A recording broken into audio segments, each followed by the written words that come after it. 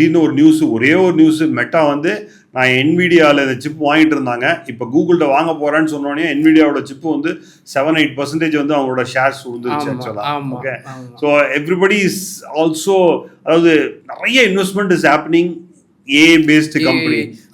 Correct. அதாவது இப்போ இருக்க கம்பெனிஸ் என்ன இது பண்ணுறாங்கன்னா, சாதாரணமாக ஒரு டயட் இது பண்ணால் கூட இது வந்து ஒரு ஏஐ பவர்டாக இருக்கணும் அப்படின்ற மாதிரி அவங்க வந்து ப்ரொஜெக்ட் பண்ணிட்டாங்க. அது இருந்தால் தான் வந்து நிறைய இன்வெஸ்ட்மெண்ட் வரும், அது இருந்தால் நிறைய காசு இருக்கும். எதுக்கு தேவை எதுக்கு தேவையில்லைன்னு சொல்லிட்டு நம்ம வந்து செக்ரிகேட் பண்ணணும். ஓகே, ஸோ அந்த இதில் தான் இப்போ வந்து நிறைய மிஸ் பண்ணிட்டு. ஸோ நீங்கள் அப்படின்னா ஏஐ தேவையில்லாத விஷயங்கள்லாமும் இருக்கா? அப்படின்னா என்னென்ன விஷயங்கள்ல ஏஐ தேவையில்லைன்னு நீங்கள் ஃபீல் பண்ணுறீங்க? சாதாரணமாக இப்போ வந்து நம்ம ஜென்ரலாக ஒரு கண்டிஷன்ஸ், சாதாரணமாக ஒரு இஃப் எல்ஸ் போட்டு எழுதுகிற கண்டிஷனுக்கு நம்ம அந்த இடத்துல ஏஐயே தேவையில்லை நமக்கு. ஜென்ரலாக வந்து ஒரு கண்டிஷன் பேஸ்டே அது வந்து எடுத்துகிட்டு போயிடலாம். ஆனால் அந்த இடத்துலையும் வந்து இப்போ மார்க்கெட்டிங் ஐப்பு சொல்கிறோம் இல்லையா, அவங்க ப்ராடக்டே சேல் பண்ணணும் வெளியில். அவன் என்ன சொல்கிறான், ஏஐ இருக்கா அப்படின்னு கேட்குறான்.